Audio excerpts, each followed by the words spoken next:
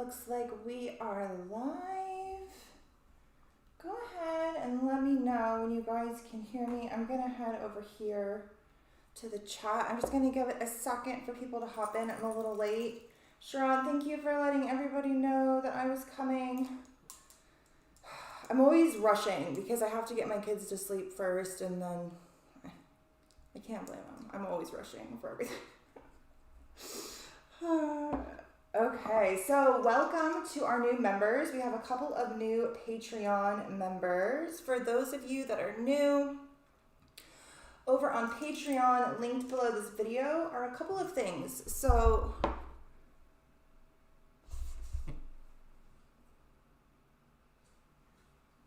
oh, Chiron texted me. Thank you, Chiron. Okay. So linked below Patreon, below this post on Patreon, are a couple of things. Our calendar, which for those of you watching this later on YouTube, you'll be able to screenshot that. There's a PDF available for you guys to download with much better resolution. The font is kind of small, so the screenshot one, I don't know if you guys are going to be able to read some of the things. And then there's also the Apprentice cheat sheet, which is linked below. Hi, Chiron. The Apprentice cheat sheet is a really great resource to have with you while we are going through any sort of astrology. So whether we're meeting on Patreon for a new moon or a full moon, or these monthly videos where we're going through the astrology of the month. It's a really great thing to have with you while we're talking about the astrology, because it's going to help you to understand the things I say that you might not understand. So astrology is a language.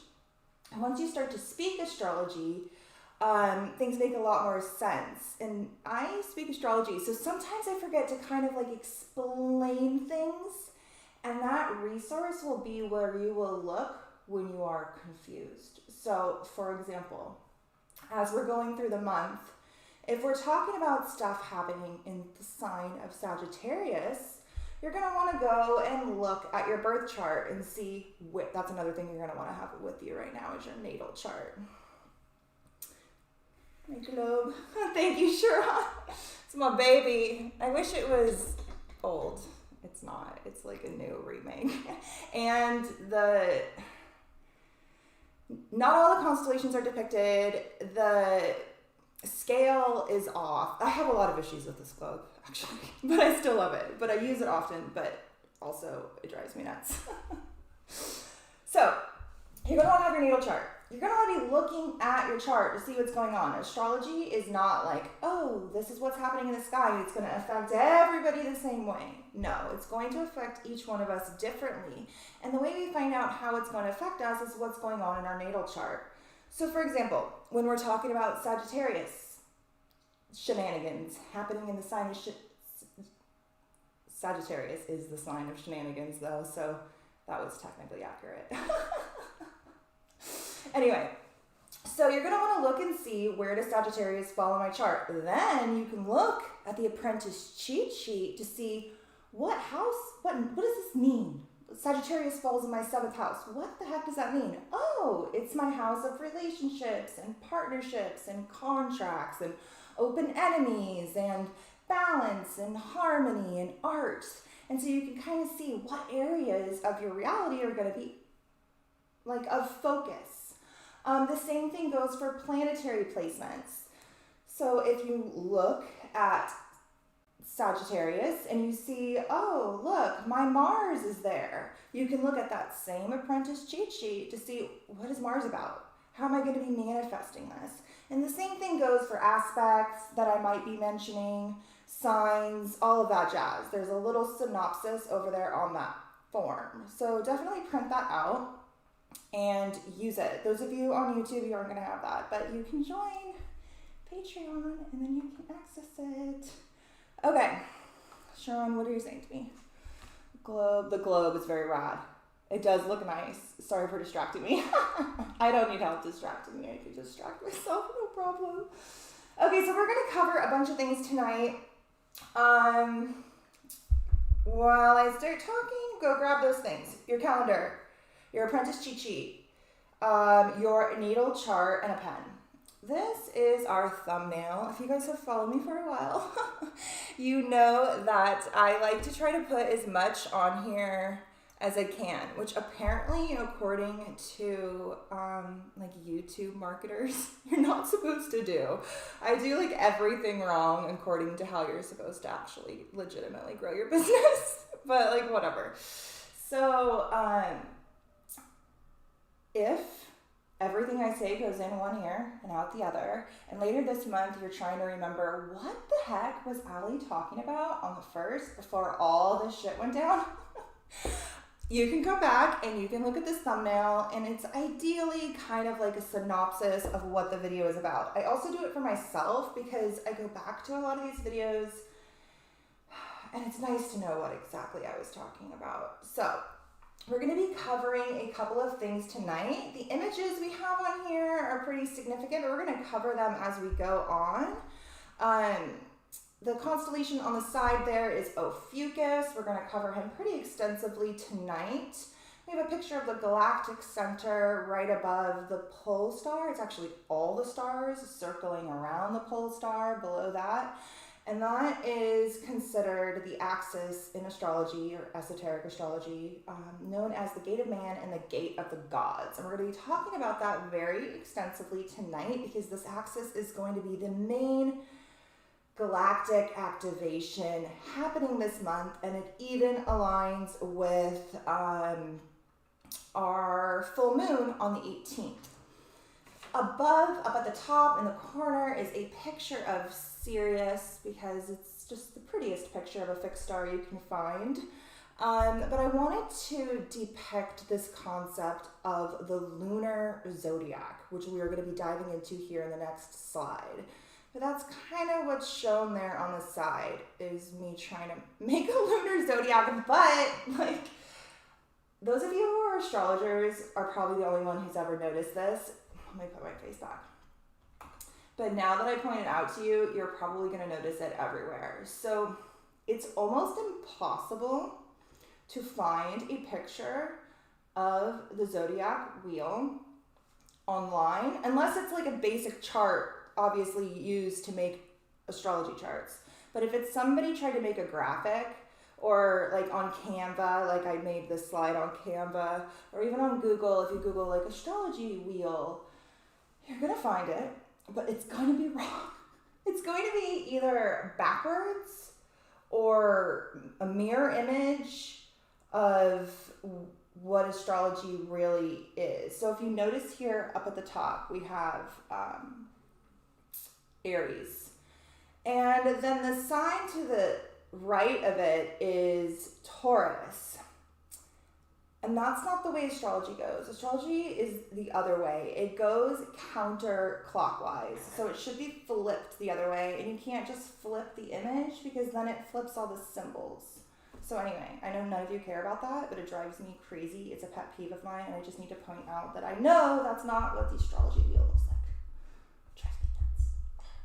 Okay, so anyway, we're going to be talking about the lunar zodiac, the winter solstice, the wheel of the year in these different solstice and equinox points, and how they kind of like break down.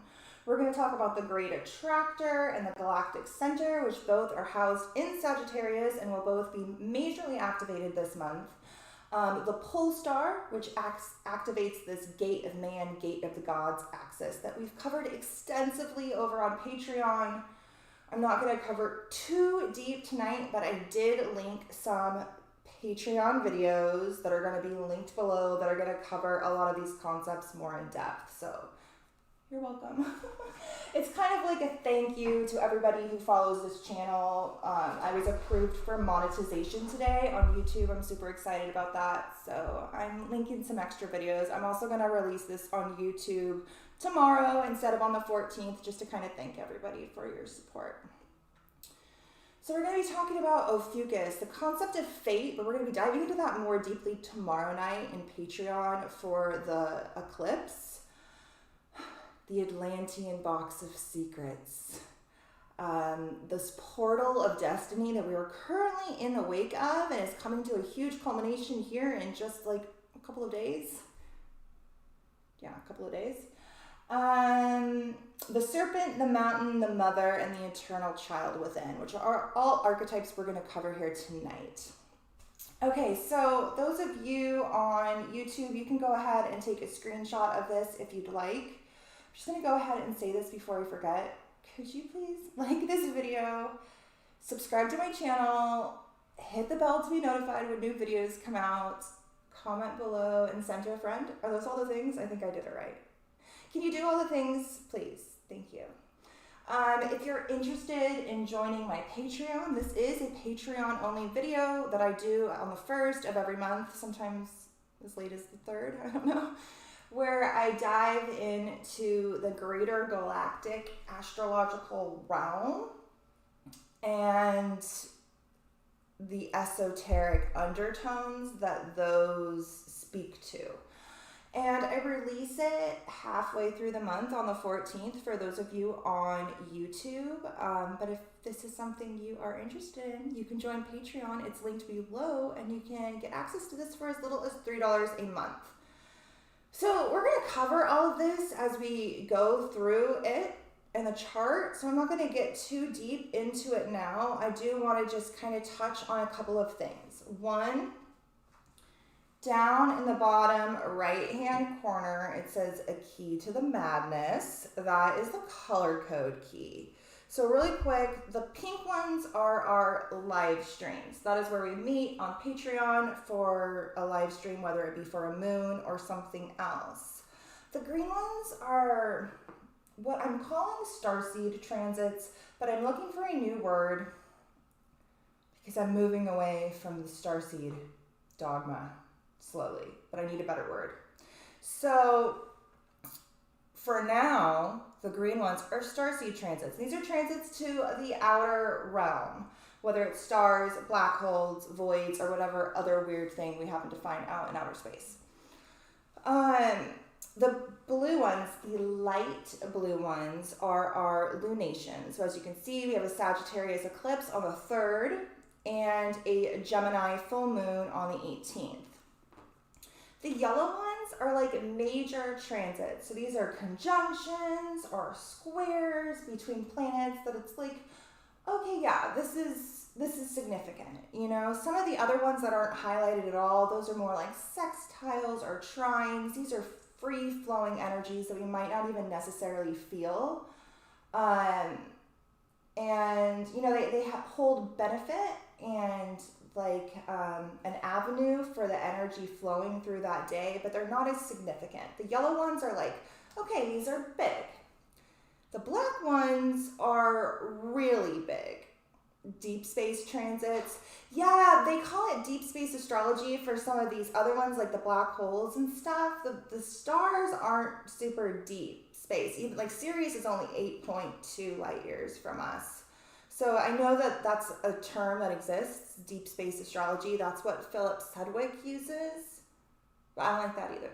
I don't know. You know me. I'm going to have to come up with my own term. I don't know. It's on my mini list of things to do.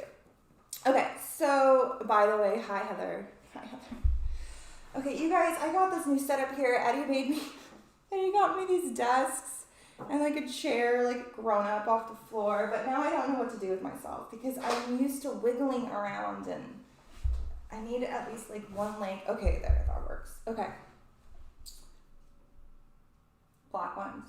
The black ones are like, okay, these are big transits. A planet is either stationing direct, stationing retrograde, changing signs. These are some big planetary squares, like the big boys that we're really going to feel as opposed to the personal planets that move more quickly. Like, pay attention to those ones. The red one, which we only have one, and this is the first one we've ever had one on, I am calling it big shit. It's the transit of the year, right? So we've talked extensively on Patreon about this Saturn-Uranus square that we've been feeling all year, and because of retrogrades has been exact 3 times. So the first time was on February 17th, the second time was on June 14th, and our third and final square between Saturn and Uranus will be on the 23rd. This is the underlining energy of the year, something we've been building to all year, and it's finally coming to a culmination. We'll dive into this when we get into the chart, but for right now I'm calling it big shit, and it is. It's big shit. You guys on Patreon, you guys know I'm calling this the New World Order transit. We'll dive into that here in a second. Okay, and then the blue ones on the bottom are our lunar transits. So if you have followed me for a while, you guys probably know, hold on, I need to drink some of this tea that I made and I haven't tried yet. Oh my gosh, that is, Chiron, you know what tea this is? This is that tea that I made and I sent to all the patrons. The Elements tea that's like 100% from my garden. And I made a jar for myself too, but I didn't try it. I just had it on my shelf. I just tried it. It's really good. It's really good. Okay. So if you guys have followed me for a while, you are probably aware that I've been making this freakishly organized calendar over here for a while. By the way, do you guys use this? Honestly, I don't really care if you use it or not, because I use it and it helps me and I'm going to continue to make it. But if you use it and you like it, comment below or write in the chat or yeah. Anyway, so I've been making these for a while. Dude, it's really good, Chiron. I'm going to have to make this. I need to remember what's in it. I know it's like chamomile and 5 different mints, which is how I got the elements. I can't take credit for that name. My youngest daughter came up with that because she is a brilliant wizard. Yeah, it's good. Okay, so I've been making this calendar for a while. And I don't really know when this started. I'm going to have to go back and see when this started, why I even started doing it. I don't really know. But I do know. I do know why.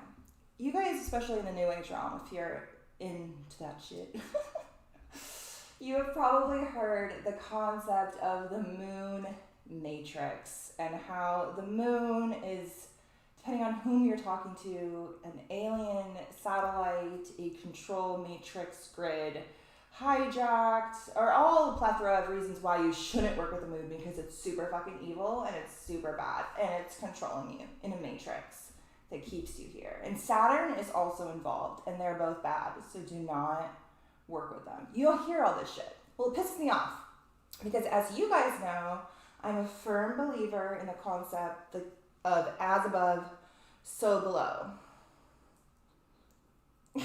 She says it's very Virgo rising, and I'm totes down with the calendar. Yes, it is very Virgo rising. It's organized, and it's color-coded, and it makes sense, and I love it. Okay, so you'll hear this shit in the New Age realm about the moon being bad, and it's a matrix, and this really gets under my skin, because if you guys know me, and you've followed me for a while, you know that I'm a firm believer of the simple hermetic philosophy of as above, so below.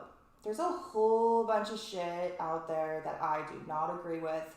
There's a whole bunch of stuff that's confusing or just completely lies at best. There's a whole bunch of spiritual teachings and metaphysical esoteric doctrine and things that I read. And, you know, I don't always hang my hat on a lot of them. I actually agree with very little. But what I always come back around to is the simple principle of as above, so below. All of it is us, and all of it fucking matters. And if we repress any of it, we will never be free. So I wrote this here literally 5 minutes before we started, and I was thinking about the concept of this moon matrix. And I wrote here, and of course it rhymes. And it sounds like somebody from California wrote it. I wrote, as above, so below. It is literally up there, bro. In regards to the moon.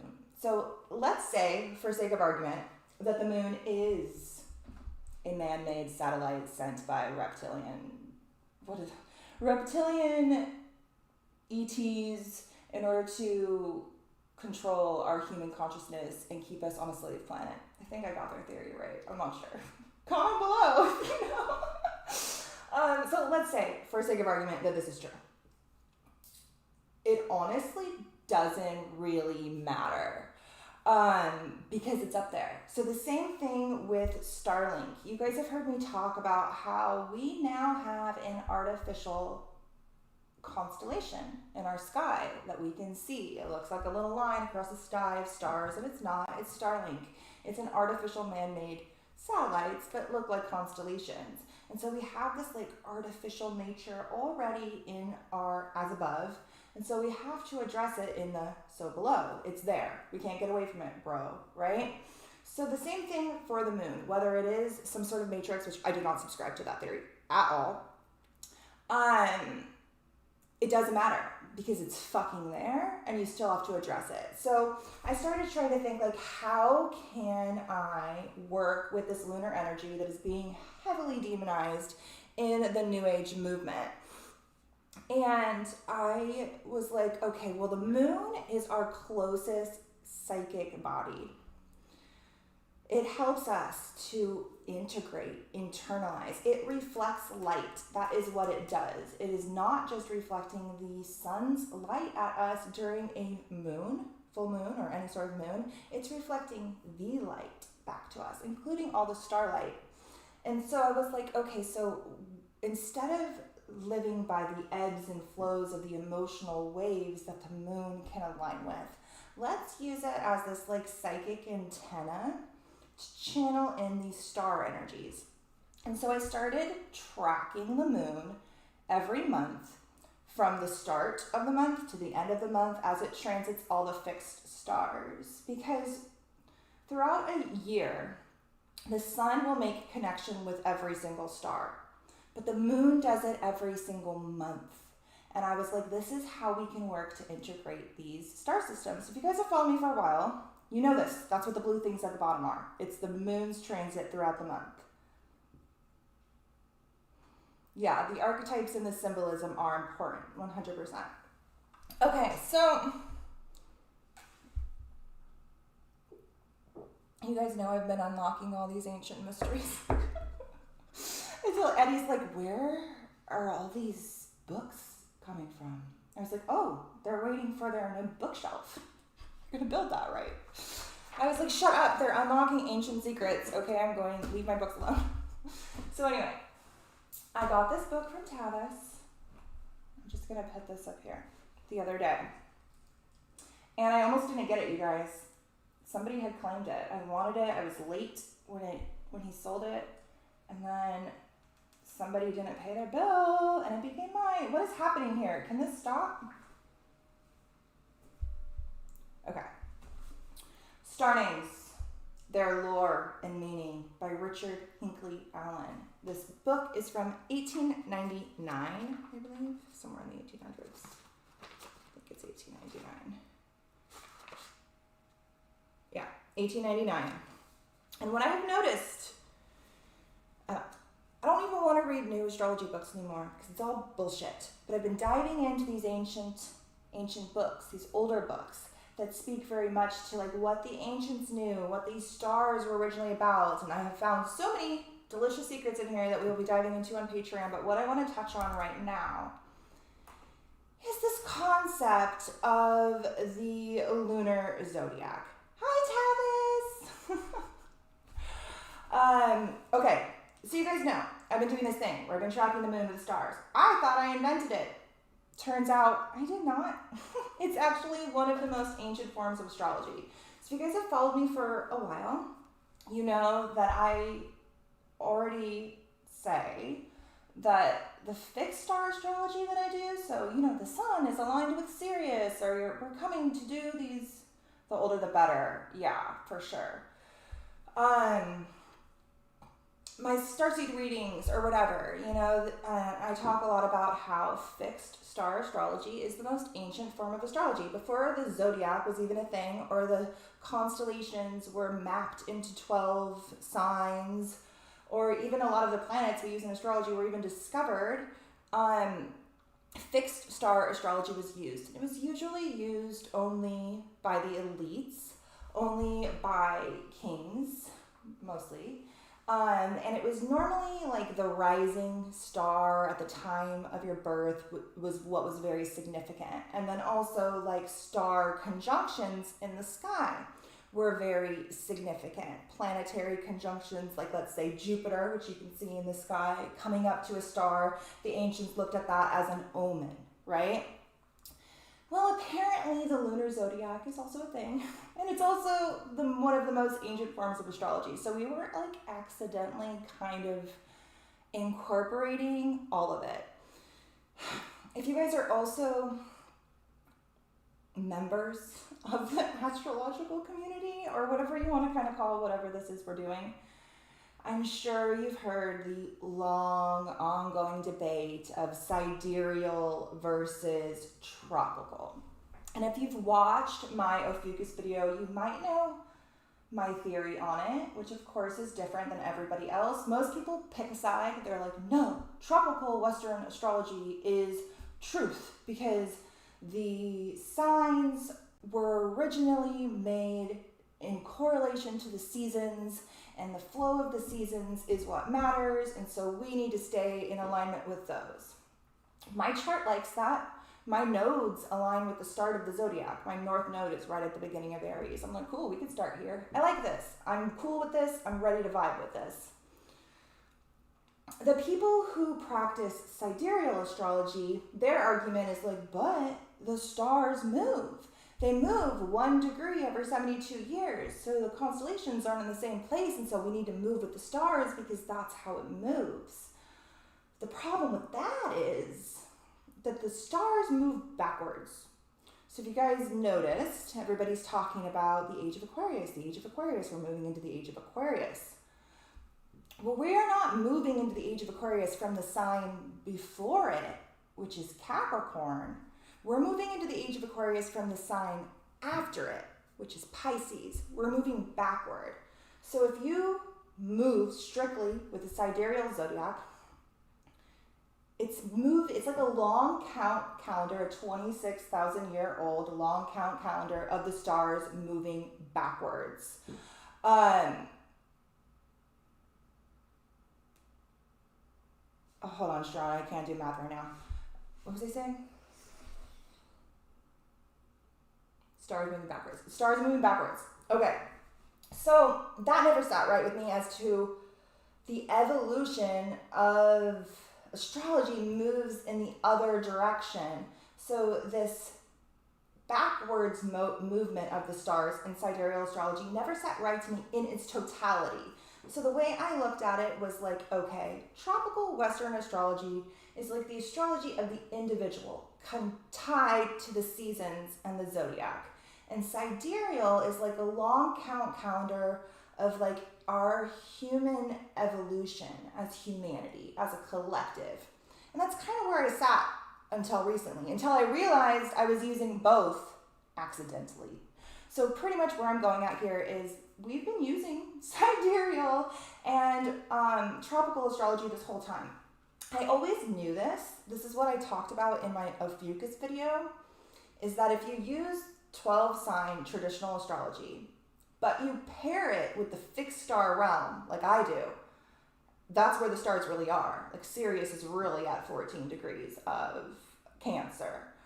So using both of those, I knew I was using where the stars really were and the 12 signs connected to the season. And I felt like I was doing a sort of like composite of the whole.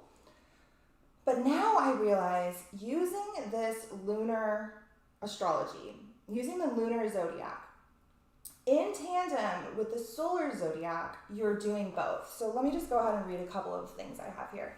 That's a quote from this book where it speaks about the lunar zodiac, which is called Lunar Mansions or Stations. And it was like a little Arabic rhyme, which I am wondering, does this rhyme in Arabic? Arabic is a different language. So did they have to change the translation and also then the words of the translation to make it rhyme? Or is he paraphrasing a rhyme? I really want to know the answer to this. I spent way too much time thinking about this earlier. But anyway, their number is, if you want to count them, that part I feel is important. Their number is, if you want to count them, 20 stars and then number 8 after them. And that's an Arabic rhyme, which I'm not sure if it rhymes in Arabic or just in English, but if you find out, let me know. Anyway, so this is a very ancient form of astrology that spans the East and the West. It is what all of the ancients practiced. And if you think about it, it makes sense. The only reason we can look and see where the sun is in correlation to a star, or any of the other planets in correlation to a star before they really did calculations, is because of astrology. I mean, it's because of our software these days, because we can't see the daytime sky. So the ancients were mostly pondering the sky during the nighttime when they could see the stars. And the stars we see at night are the opposite stars from the stars that it is the zodiac season of. So in Sagittarius season, the stars we're seeing are Gemini, Orion, Sirius. That's what's in our night sky. It's what sits opposite it. So lunar astrology makes more sense. You can see this moon transiting through the night sky. You can see it coming up in alignment with Sirius. You can see it coming in alignment with Orion's belt. These are things we can see. And the ancient cultures that this lunar zodiac originated in are abundant. This is just a couple of them. Arabia, China, India, the Euphrates Valley, the Chaldeans, the Greeks, ancient Egypt, and Persia. It's believed that the lunar zodiac is believed to have been adopted into India, evolving eventually into sidereal astrology, but having originated first in Mesopotamia. But then obviously once all the solar cults took over, this was cut. And if you guys remember, another one of the arguments I had in my Ophiuchus video about sidereal versus traditional is that sidereal astrologers, like actual Hindu Vedic astrologers who practice sidereal astrology, they tell Western astrologers to kind of like fuck off. They're like, bro, don't just put the sidereal constellations and then practice Western astrology with those sidereal placements, because sidereal astrology is based around the moon. Vedic astrology is lunar based. Chinese astrology is lunar based. They still use it to this day. The Chinese zodiac is based on the moon. And this is really where the inversion happened, where these things were removed. And so what we're kind of looking at here, what we're doing here, the calendar we just did, the astrology that goes through, is the moon moving through a sidereal month. So that is the moon moving through where the stars are right now, every month, and pairing that with the sun moving through a tropical year. So the sun connected to tropical Western astrology, the year and the seasons, and the moon connected to sidereal, more Eastern astrology is where it is now, although as you can see, it used to be everywhere. The moon, the month, and the stars. And if we pair these both together, we don't have to pick one of these sides of this argument, and we're kind of doing it all, which you guys know is my jam, you know, the whole middle path vibe. Okay, so Sharon's going to bed. She's gonna like this one. Okay, so we're gonna cover a couple of topics before we get into the chart. One of them is this concept of the gate of man, the gate of the gods, and the wheel of the year. So I'm trying to make this as simple as we can so we're not here all night, but you guys know I have like a lot of things to say and I could talk about this shit forever. But what I really want to touch on is kind of what is happening energetically in the sky and what it aligns with, okay? So the area of the sky that houses the galactic center, which is something that we're going to be talking about a lot here tonight, is the galactic center. The galactic center falls at 27 degrees of Sagittarius, in alignment with the sun at the moment of both solstices, in conjunction with the sun on the winter solstice and in opposition to the sun on the summer solstice. So I cannot point at this. So we're going to go over here for a second because I need to be able to point and shit. Okay. Hopefully you guys can see me here. Okay. So I went ahead and tried to make this. I wanted to go in much deeper into like the midpoint holidays like Samhain and Beltane and all that jazz, but you know, we'll save that for like maybe a future video just on this. But what I really want to touch on is this area right here. So what we have at the top is our winter solstice point on the wheel of the year. It is the start of Capricorn. It is the peak of darkness. So this is when the sun is actually the closest to Earth, but because of the tilt of our axis, it is the peak of darkness. So nighttime is the longest that it is all year, and there's more nighttime than there is daytime, and so it is the peak of darkness. And it actually is aligned with the galactic center. The sun aligns with the galactic center at this point. Over here, we have the spring equinox, which is the start of Aries, the start of the zodiac. This is also how the zodiac lays out. So this is where the zodiac starts. This is the top of the mountain. This is the opposite side. This is the start of the 7th house, and this is the bottom of the chart, the start of Cancer season. So Aries marks the start of the spring equinox. This is the balance point between light and darkness. From this peak of darkness, we are slowly integrating more light until we reach this brief moment of balance before it then gives way to the light. The days start to become longer, and eventually we reach the peak light at the summer solstice, which is Eddie's birthday. So this is the balance point between light and dark in the sign of the self, and it is aligned with the supergalactic center, which sits over here in Libra. So it is aligned with their other black hole, the supergalactic center, but through opposition. And this is a point of balance, but it's a point of balance within the self, and it's really focused much on internal alchemy. We have the summer solstice, which is the start of the sign of Cancer. This is our peak of light. The sun is actually the farthest away during this time, but because of the tilt of the Earth's axis, this is when we have our longest days.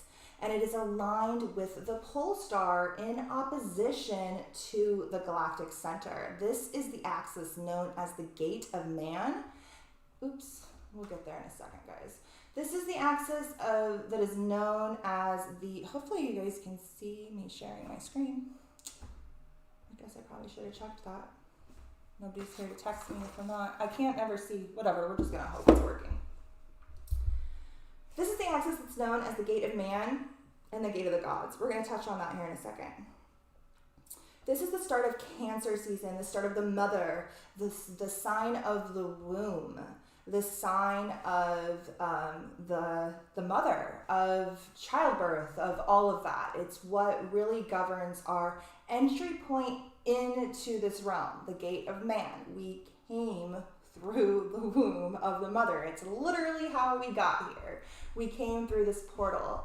It's aligned with the pole star, so it's aligned with the still point that kind of let us in. And I have some videos linked below that are gonna help dive deeper into some of these concepts that I've done like whole videos on. And that sits opposite the galactic center, which is the gate of the gods, which we're gonna touch on here in just 1 second after I talk about this. So then we have the autumn equinox, which is my birthday. And that is the start of Libra. And this is the balance between light and dark, but it's in the sign of others. So it is focused on, it's supposed to say external union and alchemy with the world, because that's kind of how astrology works. We have Aries starts here, and the first 6 signs are all about developing the self. the internal faculties of the self. It's very focused on the subconscious, the analytical mind, building our foundation and our security in the world, the self, our creative passions, our responsibility, our daily duties. And then when we get to this top part of the chart, which is what the winter, the dark half of the year, so from the autumn equinox to the spring equinox, the dominion of darkness, this is actually the dominion of light down below, which is interesting. Now I want to ponder that, but I don't have time to do that right now. What was I saying? Okay, so this is when we start to enter the world. From the last 6 signs is when we really start to develop ourself in relationship to others. We enter out into the projection of ourselves in order to then integrate all these aspects, pass initiations, hopefully activate this gate of the gods and activate the soul in general. So what we have here is a picture of the sky. So what is very interesting, oh yeah, that's one of the reasons why I don't like this globe. Okay, so what's interesting here is the 3 constellations that this area of the year focuses on all point to this, what I call the opening of the gate of the gods. It's the galactic center. So if you see here in this image, we have the galactic center right here, which actually falls on the ecliptic, the wheel of the zodiac, where the wheel falls and the sun transits. So if you guys, I don't know if you know this, but when I say like a star is a sun, the sun is conjunct a star, it doesn't necessarily mean that they are in alignment like this. That only happens to stars that fall on the ecliptic, which is the ring that is the zodiac. That's where the sun transits. Other stars might be up here or down here, so they'll be in alignment, but they won't be like fully eclipsed. They won't be like fully kamikaze or whatever term, astrological term you want to use. They won't be conjunct like this. They'll be more in like an alignment. But the galactic center happens to actually fall on the ecliptic. And so when the sun transits it, it actually aligns with it and literally opens like a portal of consciousness. And what's interesting is that these 3 constellations all point to it. So the Sagittarius arrow, which those of you on Patreon, we're going to be covering extensively the esoteric undertones of this arrow and how to integrate it and become the unicorn. Yeah, that's where we're going tomorrow. It's going to be really great. The unicorn is actually the esoteric archetype of Capricorn. We have touched on this in a video before, and the initiation process of that sign, and really what astrology is all about, climbing the mountain and finding your way out, which the top of the mountain, the top of the astrological mountain is the galactic center. It is this period of extreme split, extreme polarity. I say this because when the sun aligns with the galactic center, in the winter solstice, it aligns with our peak darkness. When it aligns with the galactic center during the summer solstice, it aligns with our peak light. So it aligns with both extremities, yet it's ultimately trying to merge them all together. So we have the Sagittarius arrow pointed right at the galactic center. The Scorpio stinger pointed right at the galactic center. So all of that internal work, all of the mysteries we were unlocking last season, all of that is ultimately pointing here. All of the philosophical exploration, that arrow of truth, which is shooting through the philosophical spaces of our reality, is ultimately pointed at the galactic center. And then we have the foot of Ophiuchus there as well. And Ophiuchus season, the sun transits Ophiuchus from November 29th to December 18th. The same day that it leaves Ophiuchus, it conjuncts the galactic center. All of Ophiuchus season is about leading up to this sun galactic center conjunction, which is actually on December 18th. That opens this gate of the gods. Ophiuchus is the serpent bearer. He is the constellation up in the sky. I wish you guys, I don't know if you guys can actually see this, but we have him here. He is the constellation up in the sky that is taming the serpent and unlocking its wisdom through the healing arts, medicine, through kundalini activations, through the activating of the pineal gland and all of the jams that, you know, the serpent is known for: knowledge, wisdom, advancement, integration, the projections of the shadow, the wisdom that that holds, and all of that jazz. You cannot see here, but this serpent is actually reaching for a crown, which is usually cut out of the depiction because that is the ultimate goal. It's the man integrating the serpent. So the serpent can reach for that crown together with him as one and unlock this gate of the gods, ultimately setting us free from this like repeated karmic loop that is the fabulous Earth School we are all a member of right now. So I wanted to touch on this because this is something I'm going to be diving into once I get into the chart, but obviously you guys know I'll just keep talking.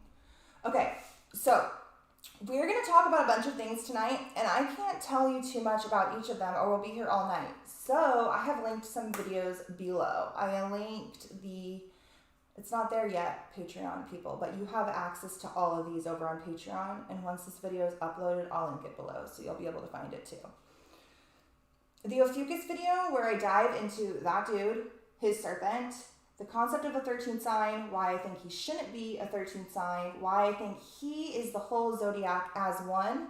I think he helps us break free from the zodiac and that he shouldn't be just a sign because he is all of the signs combined and the key to letting us free. I also talk extensively about the Galactic Center in that video as well, and that's linked below. I did a video just a month or two ago where I touched pretty heavily on the Great Attractor, which is another thing that we're going to be touching on here as we get into the chart. The Great Attractor falls at 14 degrees of Sagittarius. It's right here in the middle. It's like this weird 0 point place in space that everything is merging towards. We're going to touch pretty heavily on it tomorrow night in Patreon, so I don't really want to cover it too much here. I also covered it in that video, but pretty much the consensus is that it's probably a very, very, very dark, dense area of dark matter or dark energy. Some astronomers even think it's God and everything merging back into whence it came. And we will have a lot of planets transiting this point this month. That and the Galactic Center are big key players, and they both are housed within Sagittarius.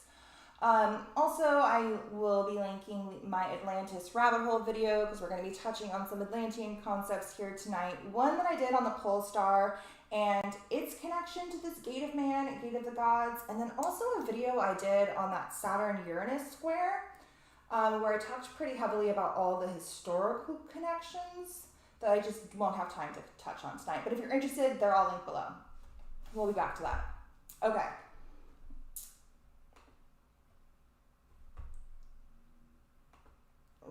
Now we're going to get to the chart, guys. All right, we're just going to cover a couple of things. Those are mostly the stuff I want to talk about. You guys know, doing my own thing over here now. I don't want to have to follow all the rules that the astrologers set forth for me as to what I am supposed to do in my videos. It's boring and I don't want to do it. I want to talk about the weird stuff. So that's what we're going to do.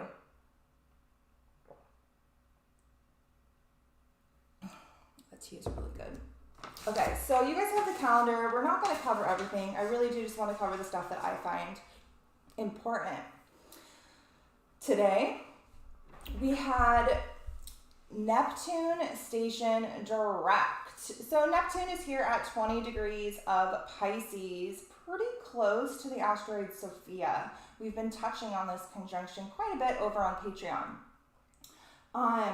Neptune started his retrograde cycle back on June 25th. So right around right around the solstice, before we had any of the Sirius alignments in July or the whole Lionsgate chaos in August, Neptune stationed direct. If you guys remember around that time, I talked a lot about how the spiritual realm was going to be extremely affected because Neptune rules spirituality and it's in Pisces, its home sign that governs all spiritual avenues.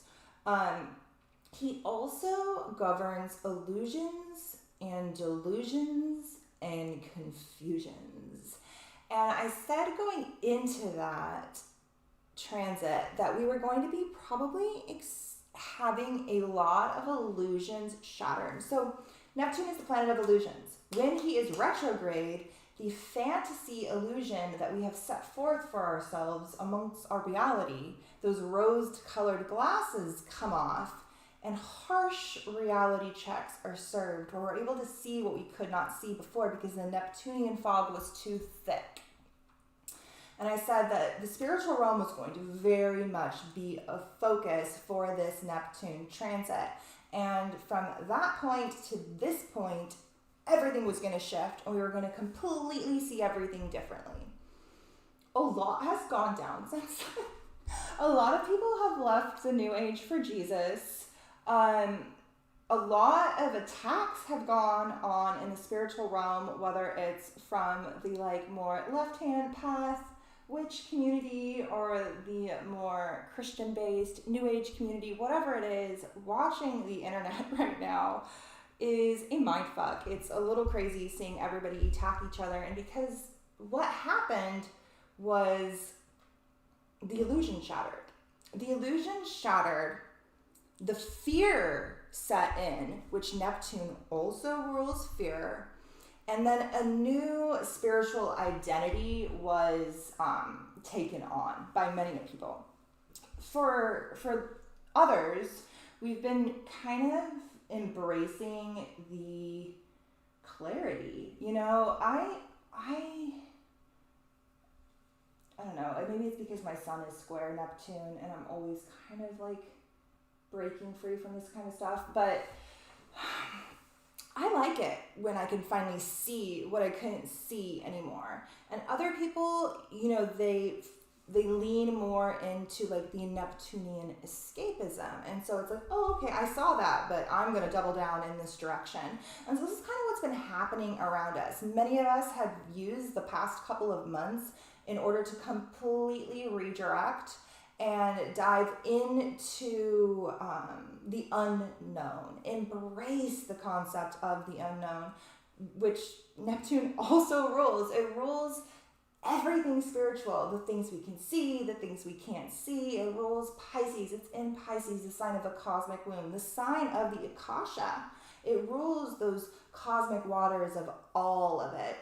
And so many of us have been kind of embracing this shattering of illusions, the ability to see. But he just stationed direct today. So a lot of that clarity is coming to a screeching halt, and a new fantasy is going to start to develop. So Neptune and Pisces also rules film and movies and the writing of a narrative or a story, or particularly regarding fantasy or illusion. And so you can kind of think of it as this cycle has come to an end. An illusion was built while he was direct. Much of it was shattered while he was retrograde, and now a new one is starting. But with that comes all of Neptune's higher manifestations. Neptune is the higher octave of Venus. It very much is associated with spiritual love, higher levels of love, beyond that of other, your relationships and for everything as a whole. It also rules creativity, spiritual expansion, the arts, intuition, music, all of the things that help us create and in tune. It very much channeling, it very much governs channeling and spiritual pursuits in general. So we're starting a new chapter, a new story is being painted for us. With that comes illusions, confusions, delusions, but so much magic. And so it's about navigating this Neptunian fog once again to the magic without getting lost in the illusion. So have fun with that. A lot of us are doing a lot of work here with this. Oh, and when Jupiter enters later, it's going to help us. It's going to help us a lot. Okay, so the month kicked off with Neptune stationing direct today. Mars conjunct Serpens, which is the serpent in the grasp of Ophiuchus. Mars is like us. Mars is the planet of the self. It's the planet of drive and assertion and what lights us up and gets us going, our motivation. And that planet of motivation kicks off the month aligned with the serpent that it knows it needs to integrate. And much of what this month is going to be about is this like battle with this inner entity that has so much to teach us, but makes it so difficult. So difficult in the process. But it really kicked it off today. It really kicked it off today with this Mars conjunction. Showing us, maybe triggering us, maybe poking some of those wounds, maybe making you snap at your kid because she was just trying to help you at the printer, but you were really frustrated because your computer wasn't working, and so you totally snapped at her. Maybe those things, or maybe something else along those lines. And the moon transited both Atlantis and Lucifer today. Atlantis is here at 11 degrees. Lucifer is at 8. And then we have Pandora here at 13 degrees. Atlantis and Pandora have been working up to a conjunction for quite some time. With Lucifer, he's not in the software. Dancing around there too. And so it's like the repressed feminine, all that was pushed under the rug of Pandora. And the polarized light of consciousness and knowledge and ultimate liberation, but polarized in its extreme and also seeking integration, because in and of itself it is highly volatile, this Luciferian energy or this repressed feminine energy. And we have Atlantis and Pandora working up to a conjunction all month that actually becomes exact. When does that become exact? On the winter solstice. It actually becomes exact on the winter solstice. And that's what I'm calling the Atlantean box of secrets opens. So we have Atlantis conjunct Pandora in Scorpio, which literally governs secrets. Scorpio governs all things hidden, repressed, secrets, hidden agendas, anything that's unseen. And we have Lucifer, Atlantis, and Pandora all within degrees of each other. And that conjunction will finally become exact on the 21st as the sun enters Capricorn in alignment with its galactic center. And we have the winter solstice that day as well. It's going to be pretty profound. But I'm bouncing around. I want to go semi in order. Okay. So on the 3rd, so tomorrow we are going to meet on Patreon to talk about this moon. So I'm not going to get into it here. If you guys are on YouTube and you want to know about this, come and join us on Patreon. It only costs $3, and we're going to talk about all kinds of crazy stuff. So the Sagittarius solar eclipse is exact on the 3rd. Thank you. On the 3rd or the 4th, depending on your location. For me here in LA, it is the 3rd. It's at like 12 something a.m.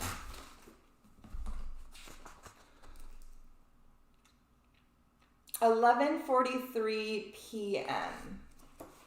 And Mercury will be exactly conjunct the great attractor on that day, and both the sun and moon will be at 12 degrees at the moment of the eclipse, only 2 degrees away from the great attractor. We're going to be diving very deep into this great attractor energy. I have found some really great research on this subject. I can't wait to share some of these video links that I have for you guys.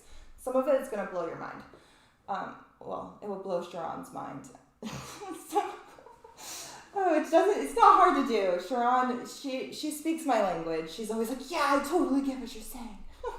Some other people are like, yeah, I don't really know what you're saying, lady, but whatever. Okay, so we're going to be diving very deep into the great attractor, the concept of fate, many different archetypes that are going to be presented through asteroids, and we're going to be going all off. I have a lot of things to say about this moon, so much so that I'm not going to do it now because we'll be here forever. Okay. I'm not going to touch on all the lunar transits. You guys can see those down at the bottom. So we're going to move on to the 5th, which is when the sun actually makes its conjunction to the great attractor, and the moon transits the galactic center on that day. Seems like a pretty significant day to maybe do some sort of channeling or meditation, in order to kind of like connect to our greater galactic family. The great attractor connects us to our greater galactic family unit. So the way it kind of works is we are here in space. We are Earth, and we are rotating around the sun, and so are a bunch of other planets, right? And then our sun and the rest of the stars in the Milky Way galaxy are rotating around the galactic center. That sits here at 27 degrees of Sagittarius. Then the Milky Way galaxy, the Andromeda galaxy, and apparently, according to this video I watched the other night, it's like thousands. I used to say 47 other main galaxies because that's what I've read. And then it moved up to like 500. And now I think it's thousands of galaxies, according to this guy. Milky Way, Andromeda, and apparently thousands of other galaxies all rotate around M87, also known as the supergalactic center, which sits here at 2 degrees of Libra. And that connects us to this like greater, what's called the Virgo cluster, Virgo supercluster, our greater family unit, right? Then the Virgo supercluster and several other superclusters are all rotating around while also being simultaneously pulled towards this like 0-point attractor in space known as the great attractor that falls here at 14 degrees of Sagittarius. And this is going to be heavily hit all month, including the eclipse that's in just a couple of days. And I covered this much deeper in the other videos.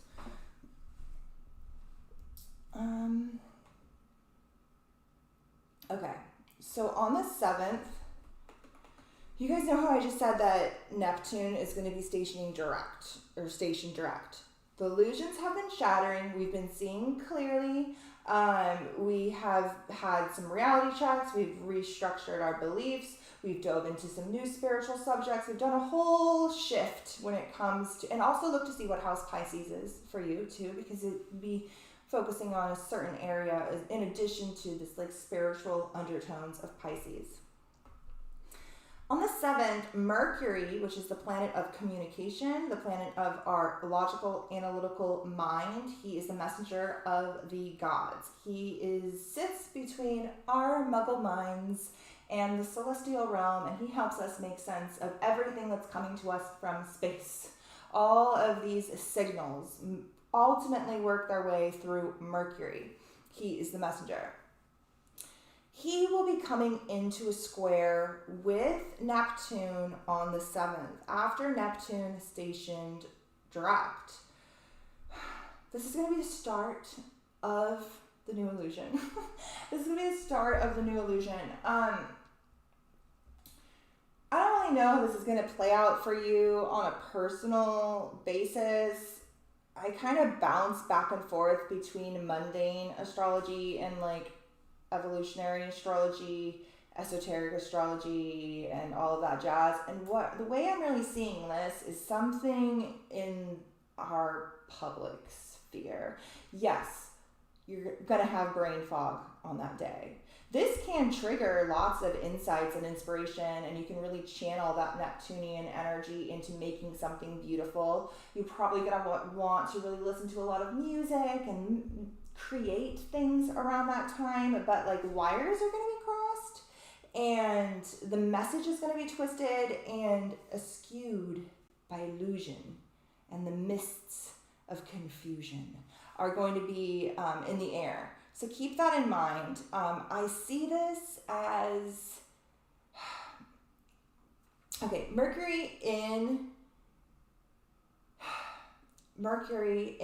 Sagittarius square Neptune in Pisces makes me think that communication and information will be being shared from like the more higher courts, even, because this rules higher courts. Like I don't want to use the word higher because, you know, I don't like to give them too much authority. But the like larger public sphere will be getting information in regards to an illusion. So with everything happening right now with this new, you know, I'm monetized now, and so I really have to try to be careful. By the way, I just became monetized, and there's like a whole bunch of videos that I can't qualify for, and I'm wondering if it's little trigger words I've said or what. I have to figure it out. But with the new narrative being pushed right now in the public, we can expect to see a whole bunch of illusionary tactics being bestowed upon us when it comes to the release of information. Illusionary information. And people becoming delusional because of it. Which, you know, they're already delusional. Mars also squares Jupiter that day. Mars is the planet of action. Squaring Jupiter. Jupiter is one of astrology's benefics. He's usually there to help bring some sort of benefit to the situation, but he also is just the planet of expansion. And so Mars at home in Scorpio, he's the ancient ruler of Scorpio, really in the depths of our like stinger. Like this is like the scorpion ready to sting, like hot and fiery and ready to sting, probably because of some illusionary information that has come out into the public.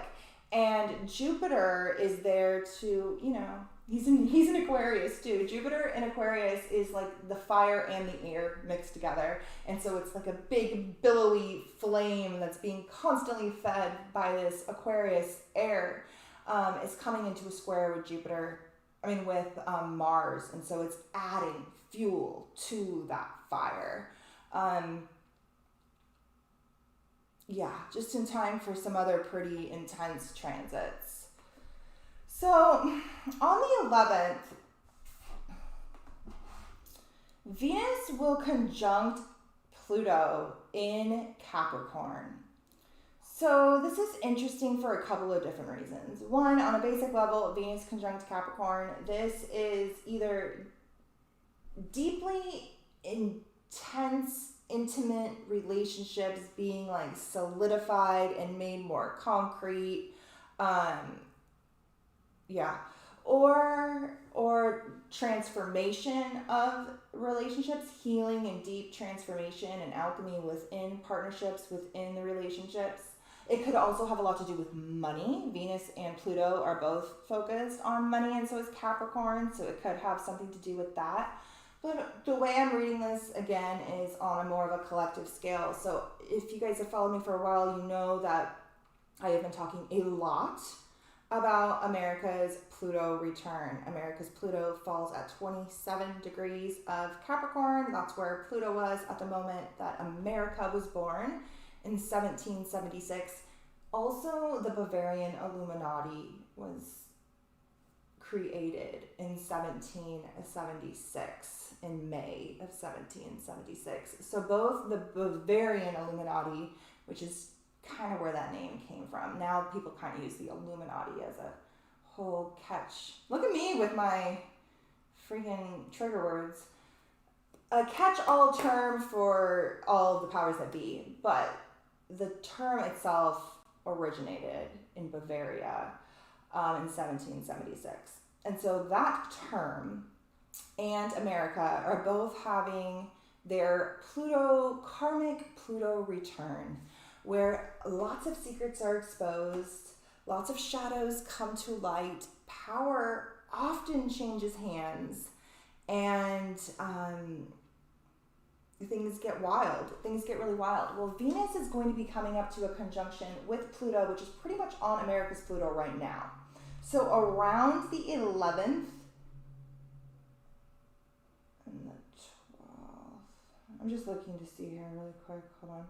Up until that full moon. Okay, so from the point of our solar eclipse to the full moon on the 18th, Venus is going to be transiting Pluto. Venus is the planet of relationships. So we can look to see around that time, maybe like America's relationships with other countries. It's in Capricorn, so that does rule the elites. It does rule like the top of the pyramid.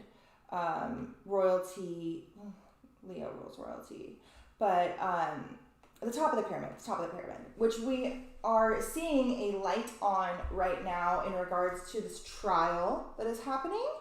And so some things might be coming through in regards to relationships, deep, secretive Pluto relationships, Venus, that govern around the elites, Capricorn, and the shady shit they've done probably since the beginning of it all.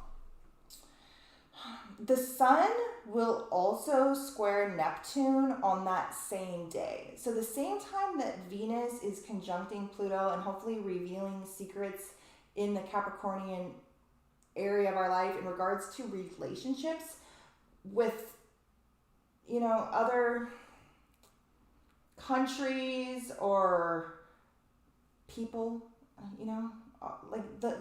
I'm thinking like flight log type scenario here. Maybe something actually coming out of the transcripts of that trial. Not that we've heard anything worth a damn. It looks mostly like a charade, which brings me to this next transit, the Sun square Neptune. So it's almost like this is trying to reveal some shit, but the Sun square, the king of illusion, is helping to write a fictional narrative for the public to see. Neptune is there, directing the fallout of the information.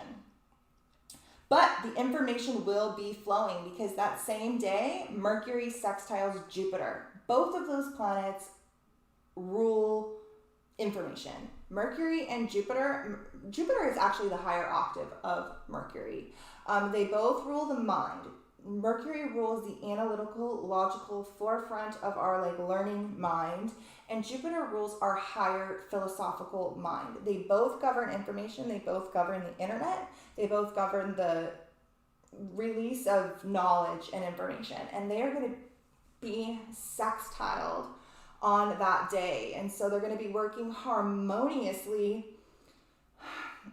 They'll need a little bit of work, but they'll be working harmoniously. And so even among the Neptunian fog and whatever sort of shady partnerships this is about, the information is still going to get out some way, somehow. I don't really know, but it's there. It's speaking to us. And, oh shit. Okay, so Mercury sextiles Jupiter on that day in conjunction with the Galactic Center. And I wrote here the exact moments in case anybody cares. I care. Mercury will exactly conjunct the Galactic Center at 2:05 p.m. on December 11th. And the Sun will exactly conjunct the Galactic Center at 12:22 p.m. on the 18th, the same day as our Gemini full moon. So while Mercury and Jupiter are working together to hopefully get us some sort of information while cutting through this Neptunian fog, Mercury will be literally aligned with the galactic center. So it's almost like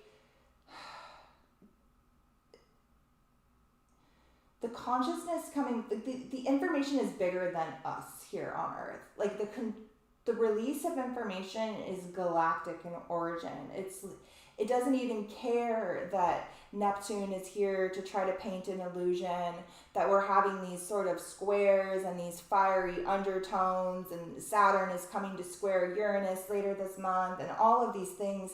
It's like, okay, that's fine. But the floodgates, this like gate of the gods, are open, and it's coming whether you like it or not. I do think that the more they try to construct a false narrative, the more people see the truth. It's working in some weird sort of like tandem. Like the more they try to fuck us, the more people will wake up to the shenanigans that have been happening since the beginning of time. Okay. Mars opposes the Pleiades on the 12th, which could be a really interesting time to try to find some sort of like grounding and balance in the chaos. I don't know about you guys, but Sagittarius.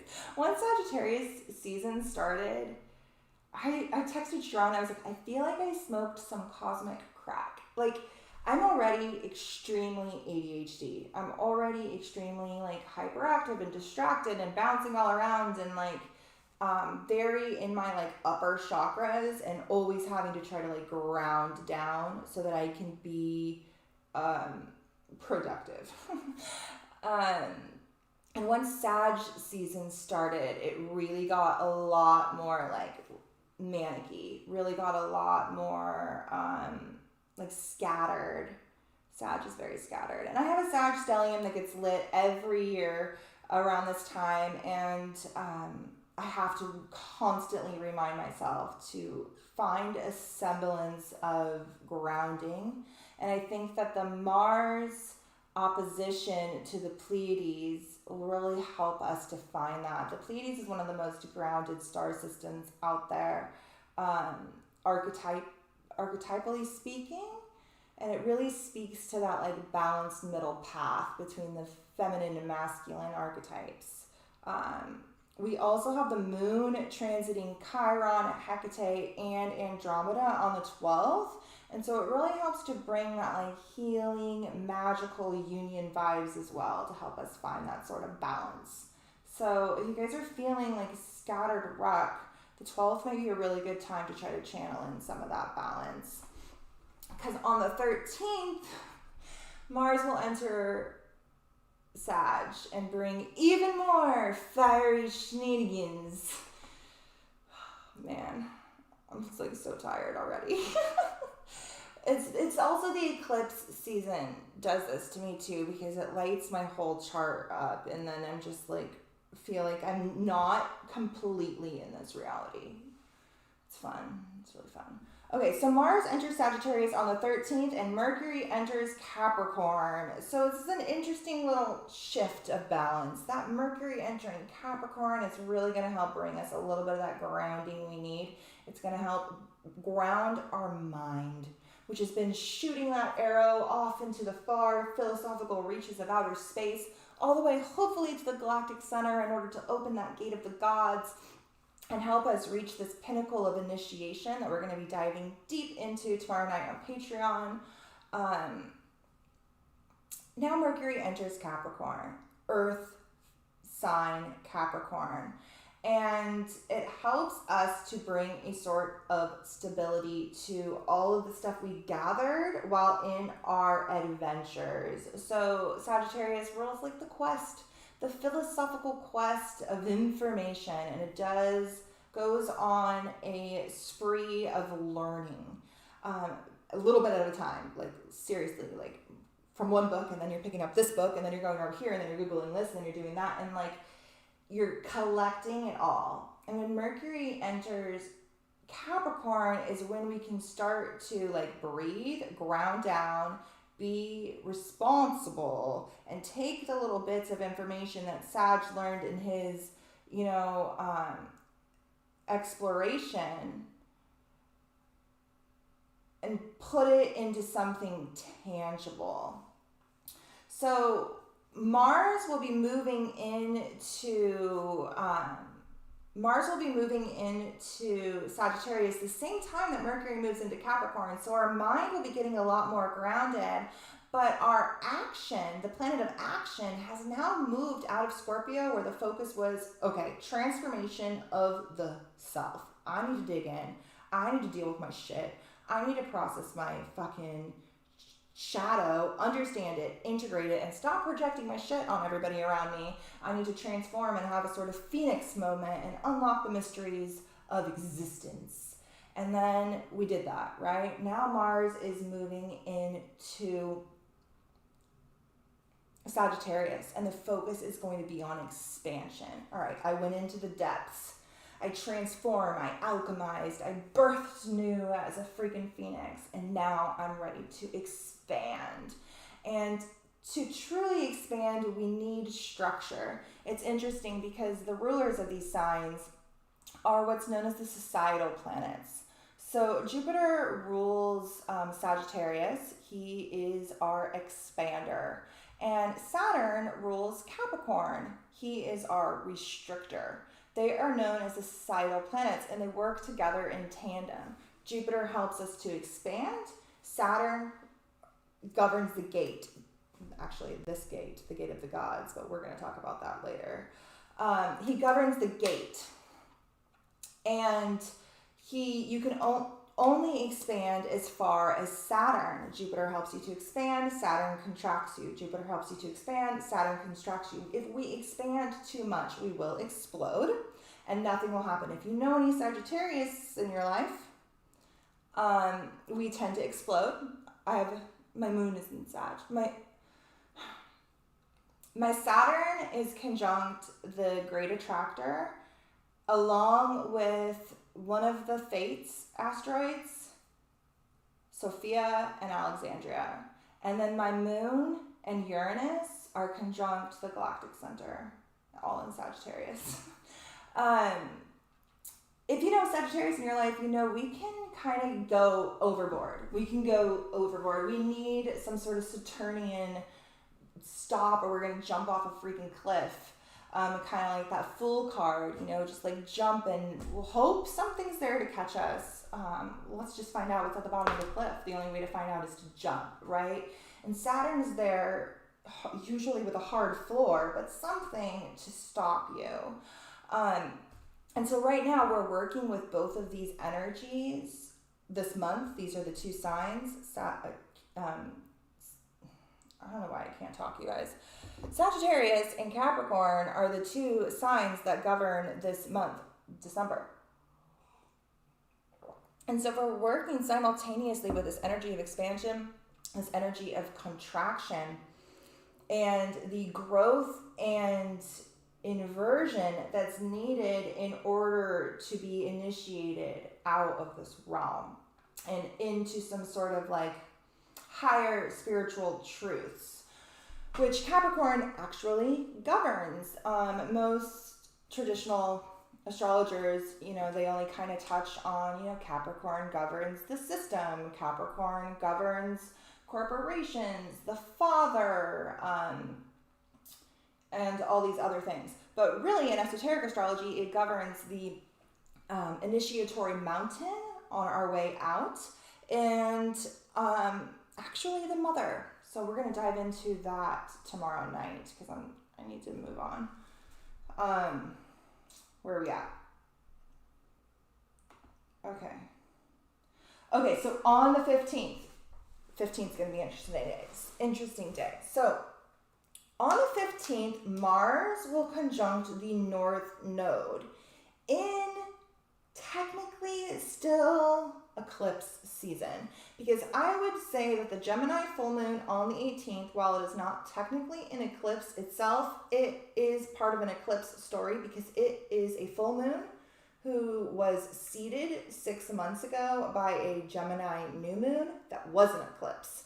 So it is the culmination of this eclipse story. So we are still in eclipse season. And on the 15th, Mars, no.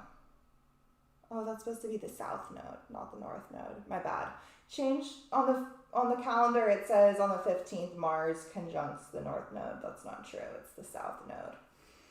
But it will conjunct this point right after our new moon solar eclipse there, and right before our full moon, like technically eclipse. This is a point of action, okay? So you guys have heard me say that eclipses are fated. You don't want to be trying to like manifest or get too much in the way of literal destiny right now during these eclipses, because we're being set on fated, destined paths that we can't even fathom for ourselves. We probably will just mess up if we try to get in the way. And so to really learn how to like let go and go with the flow and lean into this energy of fate, which we're going to be touching on very deeply tomorrow night. And to like not really try to take too much action around eclipse season and just kind of see where it is you're synchronistically being led to and lean into that. Well, on the 15th, Mars is going to conjunct the south node. This is going to force some action. So something is going to have been shown to us in the beginning part of the month, particularly probably around the eclipse that's here in just a couple of days that falls right around here. That kind of lets us know what the last 18 months was all about. It's going to be like, okay, you see this huge transformation you've been through. This is what it's all about. We're coming up on a huge culmination here in a couple of days on the 18th on our Gemini full moon. That's going to be a huge moment of reward and harvest and illumination.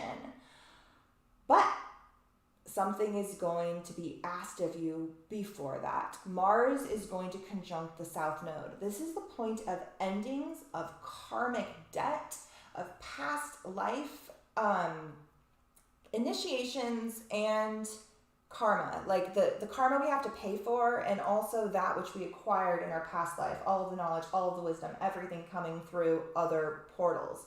So it's almost like on the 15th when Mars conjuncts the south node, we're going to be forced to probably let go of some stuff, shift something, integrate something, let go of something, change something, but in doing so, we will unlock so much. And whatever it is we're willing to sacrifice, we'll get repaid that when it comes to our culmination at the Gemini full moon, which will be on the 18th. In just a couple of days. So we'll go from this Mars South Node conjunction on the 15th. On the 16th, we'll have a full moon live stream where we'll be diving into this more. And then on the 18th, we'll have our Gemini full moon conjunct Polaris, the pole star, opposite the galactic center. And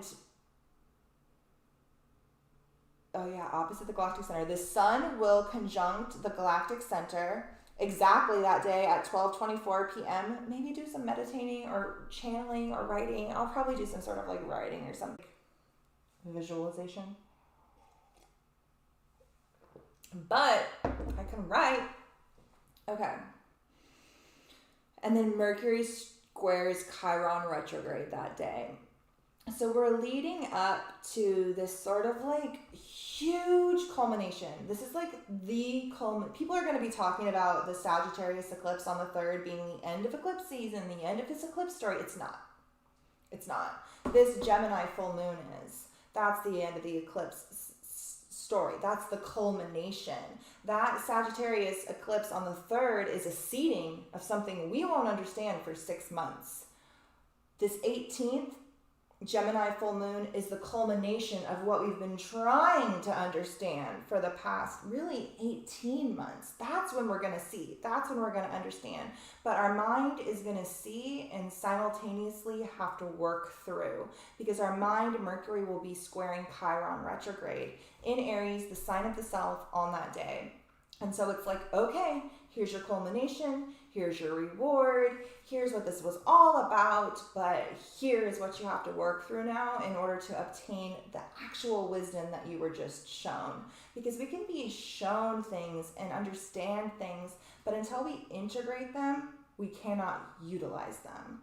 And so that moon is going to be huge when it comes to integration and the unlocking of this gate of man, gate of the gods, which, like I said, I covered in a lot of those videos, if you have no idea what I'm talking about. And that Chiron retrograde square with Mercury on the 18th is significantly timed, because right after this huge Gemini full moon aligned with the galactic center and the pole star, while Mercury squares Chiron is on the 19th, Chiron stations direct. So Chiron has been retrograde in the sign of Aries, the sign of the self, since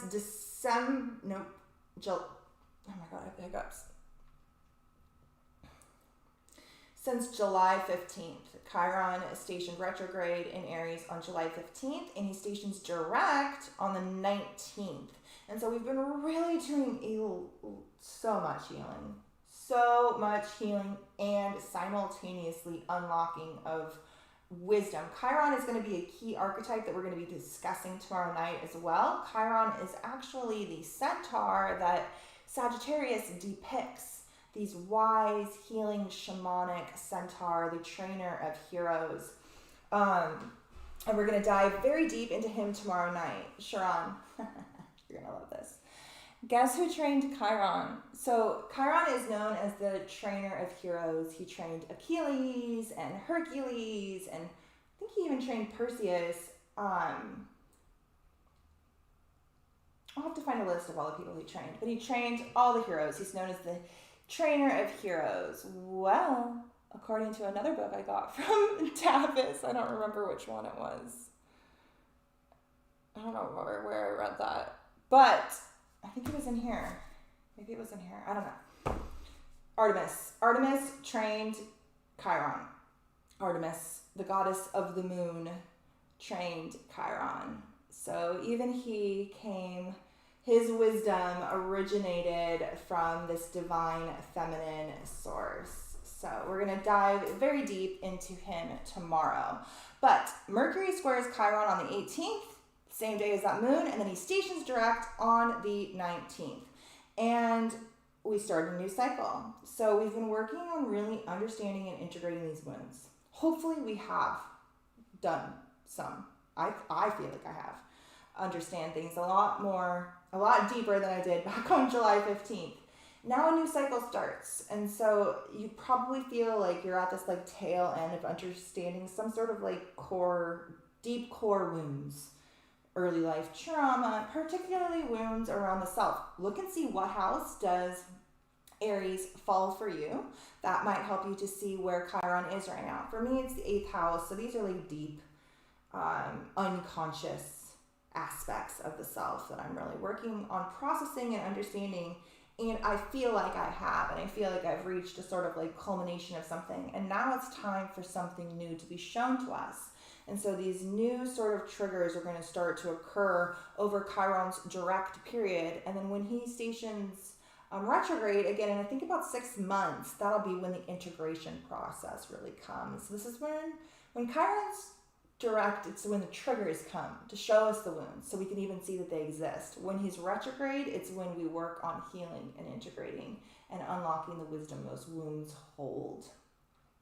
So Chiron stations direct on the 19th, the new Chiron cycle begins, and Venus stations retrograde in Capricorn, pretty much on top of Pluto. So really whatever this Venus-Pluto conjunction that I was talking about earlier with like the relationships in the elites, we really won't even understand until after Venus stations direct in January. So the Venus retrograde cycle will be happening in Capricorn. Look and see where Capricorn falls in your chart to see what area this is going to be affecting. And Venus stations retrograde on December 19th and will station direct on January 29th. And this is going to be a focus on our relationships, the seeking of balance and harmony, our values, our finances. All of these things are going to very much be of focus. Our aesthetic, art, beauty. But looking to see where Capricorn falls will help you to kind of see the area that will be a focus in your chart. Let's see. On the 21st, we have our winter solstice. I'll have a post around this time about like the spiritual significance. The sun enters Capricorn, and Atlantis will exactly conjunct Pandora. I don't know, guys. This seems like a pretty significant day. It's going to be, the day is going to be 12/21/2021. That seems like the kind of repetitive numbers that the powers that be like to use for scenarios. The winter solstice is exact at 7:58 a.m. Pacific Standard Time. And yeah, we're going to dive deep into the concept of the solstice, but briefly, I just want to touch on kind of what's going on in the sky. So, like that graphic showed, this is the point of the spring equinox, point of balance. This is the point of the summer solstice, peak light. This is the point of the autumn equinox, balance. And this is the peak of darkness. This is the peak of the womb. So it's very interesting that this area of the year is considered to be when Jesus was born. Jesus, the Son, being born in the peak of darkness, the peak of the womb. I find that interesting. I wrote here that it's the peak of the mother. So it's the peak of the dark half of the year. So it's the peak of the mother, but it's in the sign of the father because Capricorn governs the father. I was like, I find that interesting because this is when we're really diving into our feminine polarity during the dark half of the year. Here in the northern hemisphere, I can hear Eddie in the kitchen. He's not supposed to distract me. I lost my whole train of thought. I'm like, every time you walk through the house, I lose my whole train of thought. Okay, so the peak of the mother is in the sign of the father. So this part of the year, from the autumn equinox to the spring equinox, is ultimately the time of the year where we are preparing and channeling the energy of the divine mother, of the darkness, right? I wrote here that during this sign of the father, Capricorn, we actually have a full moon in Cancer, the sign of the mother. So the culmination during that season, not the seeding, not the new beginning, which would be a new moon in Capricorn, a new moon in the sign, let's say, of the father. But the full moon that season is in Cancer. It's in the sign of the mother. And so I said that the second half of the year here is ultimately preparing the mother and the soul for the next trip around the wheel of initiation. So I say that for this reason. We're in the dark half of the year. We're ultimately channeling this mother that culminates in Pisces, the cosmic womb, where we merge back with all that is. And then from there, we birth the new zodiac in Aries season, that spark of life that is Aries, and we start a new trip around this wheel of initiation. We're ultimately channeling the soul that we are going to birth in Aries season. So the signs here this is something I've been like developing, and I'm like trying to explain it to you guys in a way that makes sense. From the point of the autumn equinox, we enter Libra season, the sign of the other, of relationships, of partnerships. Then we enter the sign of Scorpio, which is the sign of the mysteries, of literal alchemical union with like another person, like the act of sex, rebirth, death. And then Sagittarius is focused on the expansion of the philosophical mind and the higher mind to connect with the higher self on the like higher spiritual planes. Depending on how much work we do here will depend on what level of soul we initiate to work with for the rest of this next zodiac year. This is where we do the work. And then from there, it'll depend on what level of consciousness we have moving forward. The winter solstice is when we have this opportunity to unlock the gate of the gods, but this is done in the depths of the darkness. So if we do not honor this dark half of the year, the divine mother, the shadow, the unconscious, all of the repressed aspects of the self, and instead we focus merely on the light instead of cultivating our own light within, this gate will stay closed, and we will be more stuck in the dogmatic manifestations of these signs.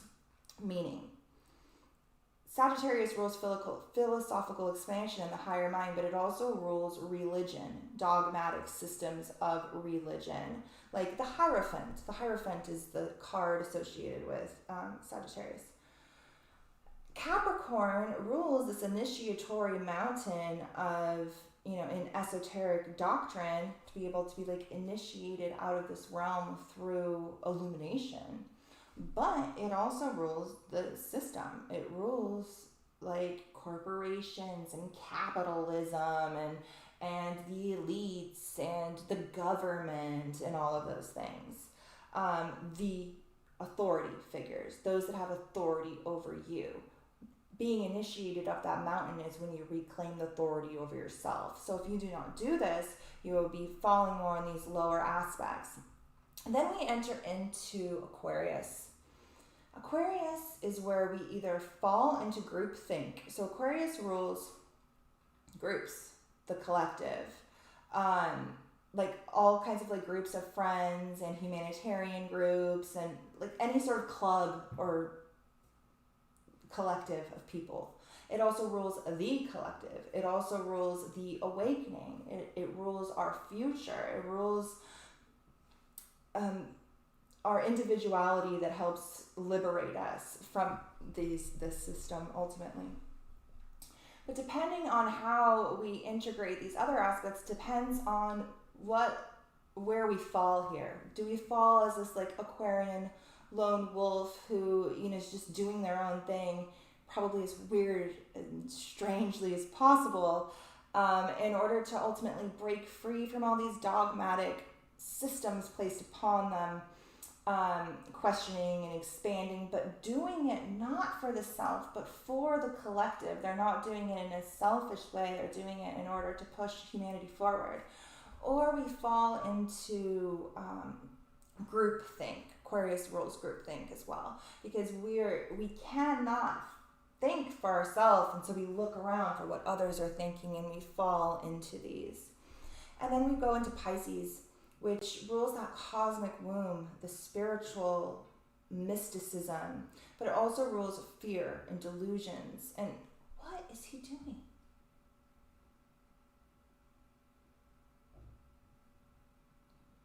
He's got like the worst time. He usually, like right before I'm about to go live, he'll like fix a door or something. I'm like, what? What are you doing, bro? Oh, I love that man. He took my thought though. Okay, so Neptune rules Pisces. It's a spiritual realm. How are we navigating it? Are we navigating it from a place of intuition and mysticism and magic? or from a place of delusion, illusion, and fear. And then depending on how we work through all of these depends on what type of soul will be birthed into existence in Aries season. What? It's like he's opening every cabinet in the house and closing it, and then opening it, and then closing it. Okay, I'm almost done. I think he's trying to tell me to hurry up. I'm just kidding. He wouldn't do that. Mercury conjuncts Lyra on the 22nd. Babe, what are you doing? Crazy. Okay. Mercury conjuncts Vega Lyra on the 22nd. Vega Lyra is associated very much with past cataclysms. And hopefully not repeating them, but in learning from the past. So that could be a key archetype coming through that time. And then on the 23rd is when Saturn finally comes into its exact square with Uranus. Hold on. Honey, are you for real? You're killing me. Yeah. I'm still on my thing, yeah. Okay, I see. Thank you. Sorry, he went to the grocery store, apparently. He was putting all the stuff in the cabinets, but I was like, God, you're killing me. Okay. Saturn will square Uranus on the 23rd. I have a video linked below where I dove very deep into the historical connections of this. In short, I'm calling it the New World Order transit. This is very much focused on technological advancements, the restriction of the collective, power changeovers, and ultimately the globalization of the world. It's been in the past connected with the shifts from like fascism, the Americanization of the world. All of these different shifts and power structures are very strongly connected to the Saturn-Uranus squares, conjunctions, and oppositions, the Saturn-Uranus cycles. We've been experiencing this Saturn and Uranus. We have been experiencing this Saturn-Uranus square all year. Like I said, the first time we felt this was in February, the second time was in June, and now again in December. This is our third and final square. This is the ending square of this Saturn-Uranus cycle, which is a 45-year cycle that ends... I did all this research on the other video. This 45-year cycle ends in 2030. It's tied very heavily to the 2030 agenda, and I believe, it started in 1988, conjunct the Galactic Center, and it ends in 2030, conjunct the Pole Star. Don't quote me on that, but I think that's right. And the focus on this 45-year cycle has been on completely shifting power structures, focused very much on technological advancements. So I definitely recommend watching the video where I dove into that and all of the different historical connections. I'm not going to do it now. Interesting to note that the moon will transit Hydra on that day. The Hydra has been a key archetype in connection to the nanotechnology involved with the thingamajig and the stuff that has recently been discovered by certain scientists who are studying vials in people's blood. That's all I'm going to say. If you guys are either conspiracy theorists and know what I'm talking about, or you don't, and you're going to try to Google it and probably not find it, but if you want to know what we're talking about, you can come and join our Patreon and come in the Discord where we chat about all kinds of weird things like this. But Saturn will square Uranus around that time. Saturn is the planet of rebellion, revolution, uprising. Saturn is the planet of structure and authority and restrictions. So I'm not sure we're going to get out of this month without more lockdowns, without more uprisings. It's definitely volatile. That week of the solstice and that Saturn-Uranus square is huge. It's huge. All right, I'm going to try to wrap it up because I can't focus with noise, and he's like clanking the walls. Oh my gosh. Okay. Mars will trine Chiron on the 25th, and Venus retrograde will conjunct Pluto. So Venus, which is now retrograde, transiting backwards, is going to conjunct Pluto again. It did the first time on the 11th, the same day that Mercury conjuncted the galactic center. We had that information coming through. We had that sort of like fire tornado of like Mars and Jupiter. And we had the illusion of the Sun and Neptune square coming and really making things hard to see. But Mercury was aligned to the galactic center, bringing some sort of like clear, cognizant information or intuition that just like bypasses this solar realm of Maya and illusion and anchors into some sort of like super consciousness, right? And then on the 25th, Venus, which is now retrograde, will conjunct Pluto again. So this is when I think we're going to see some sort of repeat. Whatever was happening around the 11th in regards to this Pluto Venus conjunction and that sign of like the system, the elite, the corporations, the powers that be, their shady Pluto, relationships, Venus, and their like agendas when it comes to us and other countries. Venus will be conjuncting it again, but retrograde. And so it's going to be a sort of like repeat. We missed something. Something happened around the 11th that we didn't really catch, probably because of the Sun-Neptune square. Or maybe we were too busy with the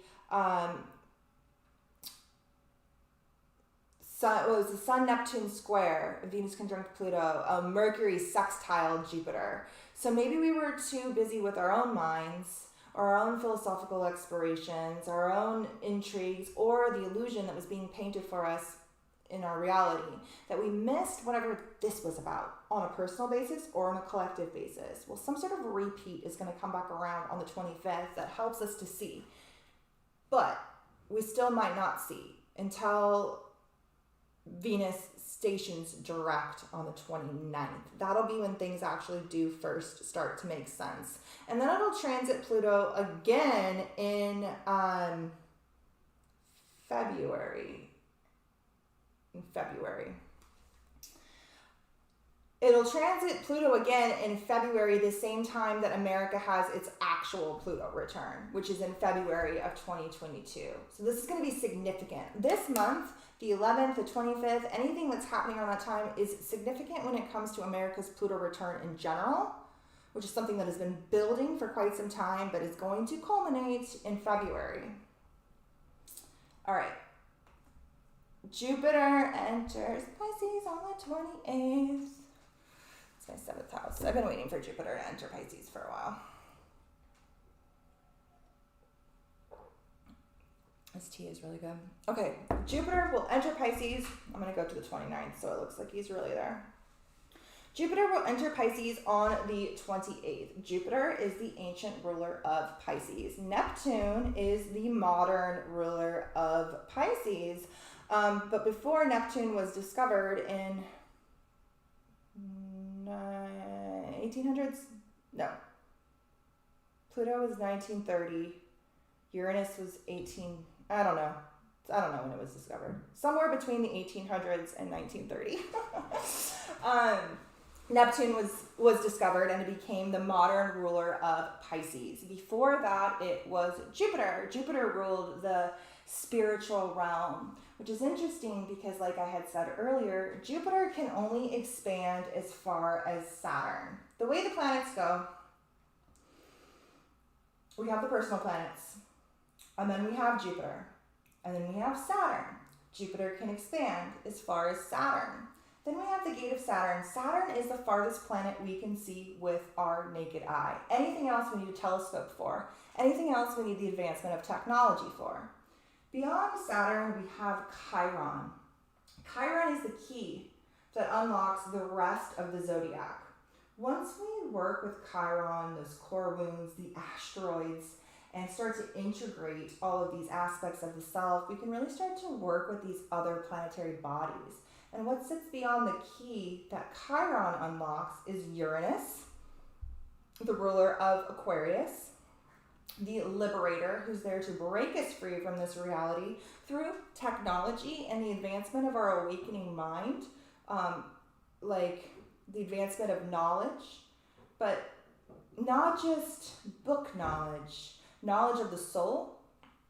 And then we have Chiron unlocking the key. We have Uranus breaking us free, realizing that rhymes. And then we have Neptune and Pluto. Neptune rules the spiritual realm, and Pluto rules death, transformation, and whatever the fuck is next, the mysteries, right?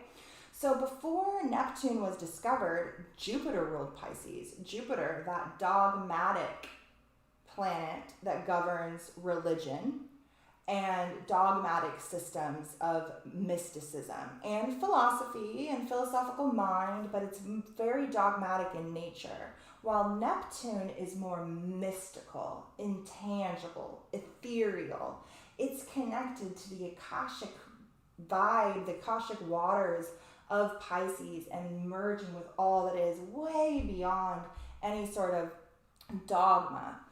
And so we're going to have both of these rulers of Pisces at home now that Jupiter has entered on the 28th. And so this is going to bring huge expansions in our philosophical, metaphysical, and spiritual pursuits. This is where the focus is going to be for many of us who are already in here. And our Jupiter mind, our philosophical mind, is going to be in the mystical waters, helping to make sense of some of this shit that's so intangible and ethereal that you can't even put words to it. Pisces has no boundaries. Neptune has no boundaries. It has no container. It's hard to put and label and understand and grasp and integrate because it is fucking everything. And so Jupiter is going to help us do that. Jupiter in Pisces is really going to help us do that. Look and see, what house does Pisces rule in your chart? This is where Jupiter is coming to transit, and it's going to be expanding and lighting it up. Look and see, what house does Aquarius rule in your chart? This is where Jupiter has been. This area of your life has probably been completely transformed and expanded and set on a completely new trajectory. Jupiter, which is like a Sagittarius, the planet that rules Sagittarius, pulled back its arrow and shot in a new direction, and you are on a new path now. And now it's going to go focus its expansive lens on Pisces, the area that's ruled by Pisces, the philosophical, the magical, mystical realm. This also governs illusions and delusions and cults and like weird sort of fanatical, yeah, I guess fanatical is the right word. Fanatical spiritual manifestations. Heather, Astrology with Heather had mentioned that this could bring like a savior complex, martyr type vibes. I've heard other astrologers talk about this transit of Pisces, of Jupiter moving through Pisces, and also its transit through Aquarius was really going to be focused a lot on like cult mentality and the manifestation of cults within our reality and cult-like thinking. And I can say that I've definitely seen that taking place, and I think it's going to definitely double down once it enters Pisces. But it's beautiful energy for creating magic. The sun will square Chiron on the 29th, which is going to be a really amazing time for, and it'll be right after Chiron stations direct too. So Chiron has been retrograde since July 15th. He stations direct on the 19th. And then on the 29th, our sun will square it. So that's going to be the first real trigger of whatever this new Chironic cycle is going to be about. So during this retrograde, you've worked on integrating some sort of wound that now hopefully you understand on a different level. It's not going to go away, but you're aware of it and you're able to work through it and understand it and process it and move beyond it. Something new is going to be coming to light towards the end of the month about this new cycle, and things come to light through triggers. Squares are triggers, so we can definitely expect to be triggered throughout the end of the month, particularly considering that when the sun squares Chiron, Mercury will be conjunct Venus and Pluto, and Mercury will be conjunct Venus and Pluto, and the moon will be transiting Serpens and that Pandora, Atlantis, Lucifer conjunction that kicked off the month. So I feel like we're going to be getting it a lot from our reality. We're going to have to be solidifying these deep core relationships within our reality in order to navigate what's to come. You guys have been hearing me say this in like so many videos that like we're really in the process of solidifying the relationships that are going to get us through what's the fuck is to come. We're in the process of finding the others and really sort of like anchoring in these deep soul relationships. So Mercury conjunct Venus retrograde and Pluto on the 29th as the sun squares Chiron. We're going to be triggered in order to show us our core wounds and traumas that stand in the way of us solidifying these relationships that we need in order to get us through this with others. Mercury is going to be showing us them in regards to our relationships as well, like the mirroring effect that people hold.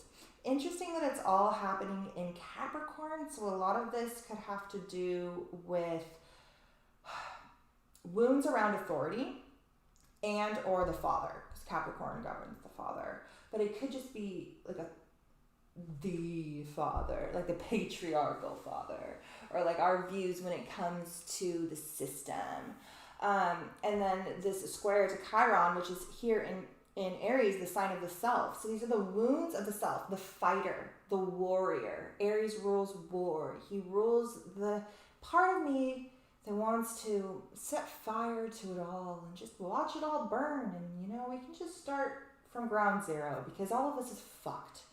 But another part of me knows that, you know, we've done so much evolving as a species that we can't just hit the eject button this time.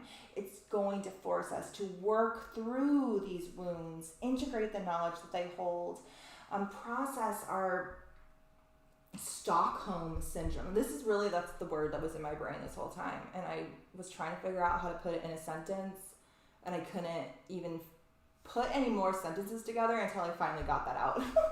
But that's what I'm seeing here. This Venus conjunct Mercury conjunct Pluto with the sun, all in the sign of our rulers, but also the sign of personal authority, depending on what level of consciousness you're at.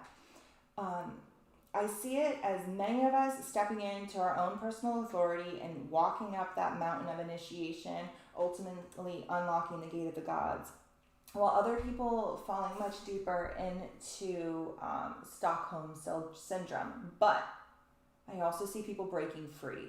I see people who have been kind of in this like delusional realm of fantasy.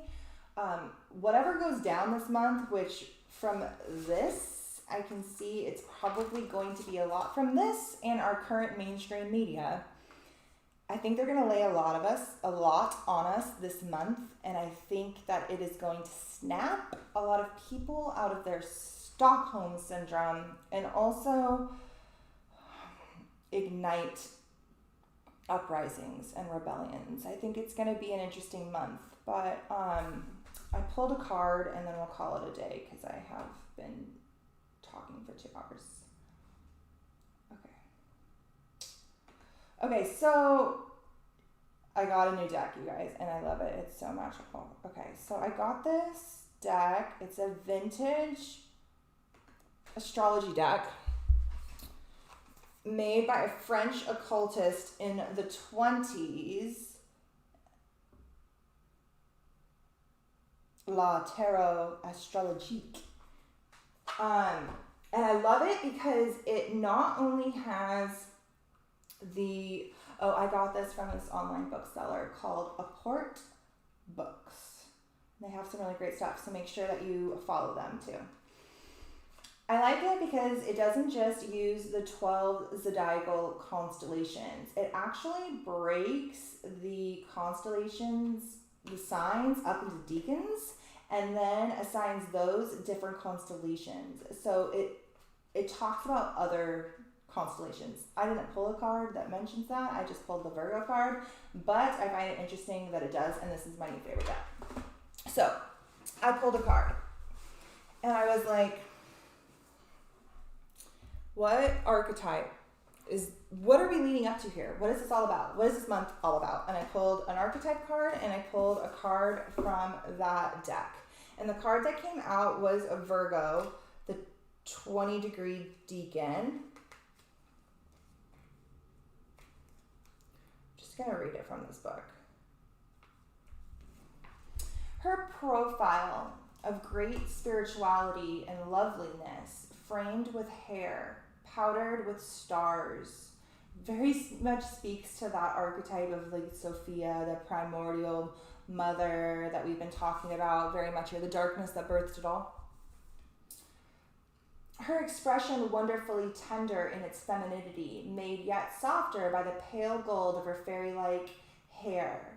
She presents the kiss of love, idealistic and supreme, full of charm and grace. And then it goes on to like a whole bunch of like old-timey stuff. Like this card is good for this and that and that. What I see here is the Divine Mother, the Virgo archetype. We've been diving deeply into that area of the sky. It's where we found the missing Divine Child constellation. I find it interesting that at the bottom it says something in French that I translated that said the falling to. I was like, what? It says Venus falling to 27 degrees Mercury. I was like, what does that mean? I Googled those words and it said falling to, but I don't know what they're trying to say here, but I'm going to read it like this. The 27 degrees makes me think of the Galactic Center. The Galactic Center is not in Virgo. It's actually square that 27 degree Virgo. It's in Sagittarius. And then we have the Venus and the Mercury. Mercury transits the Galactic Center this month, and so it really is channeling that energy of that galactic point. But ultimately, that point is reaching back to the mother, because that's what a black hole is. It's when this solar consciousness has fully lived out its life, goes supernova, pierces a hole in the space-time continuum, and then merges back with the void, with the mother, right? And so that's what I see with this card, is this dark half of the year, this developing of this mother that is going to birth a new soul in Aries season, like that image up there, that spark of life being birthed in the womb. We're still developing this womb space. We're still developing this mother archetype, this dark half of the year that doesn't give way to the light until Aries season. The winter solstice is said to be the return of the light. It's the peak of darkness, and from that moment on, we start to integrate more light. It doesn't actually give way to the light, where the light is the dominant polarity, until after spring. It's slowly integrating that, and then it births the light in the spring, which then culminates in the summer. So we're still working on developing this mother archetype that is going to ultimately birth this eternal child, which this card we have pulled so many times lately. It's crazy. But it's very beautiful. Every time I see it, I read it differently, but you can literally see that like spark of life, that sun being born in the darkness, in the womb. And I also like these like lines all the way around. It speaks very much to that Anima Mundi alchemical depiction that we had in, I think, the last video here on YouTube. But definitely you guys on Patreon will know what I'm talking about. All right, I'm going to read this and call it a night. The inner child, the child of joy. The eternal child is connected to the timeless, ageless, and infinite aspects of life. It is radiant and fearless and seeks joy above all else and at any cost. It struggles being bound to an aging body with physical limitations in a world that demands attention to detail and logistics. Something's vibrating. I think it's my phone. Hold on. Okay. All right, I'm going to start over because I wasn't paying attention to any of that because I was trying to figure out where that was coming from. The eternal child, the child of joy. The eternal child is connected to the timeless, ageless, and infinite aspects of life. It is radiant and fearless and seeks joy above all else and at any cost. It struggles being bound to an aging body with physical limitations in a world that demands attention to detail and logistics. The eternal child wants to nix all rules and responsibilities and go beyond what others say is possible. It wants to return with plenty of friends to the land of the free, where divine wine and creativity pour from the earth and sky. We all want a sip from the well of eternal youth, and this makes the eternal child naturally popular, perhaps even famous. The eternal child glimmers. It reminds us of what is possible, what is magical about this precious life. This archetype is so spirited that when its appetite for life isn't I'm going to say satisfied. I know that word. It's not coming out of my mouth right. So I'm going to change it to a word that I can say. This archetype is so spirited that when its appetite for life isn't satisfied, it seeks spirits and substance elsewhere. The eternal child struggles with addictions of all varieties. It's your girl. Celebrity culture is based heavily on this archetype, as is the phrase "live hard, die young," and the series of artists and musicians who died at 27.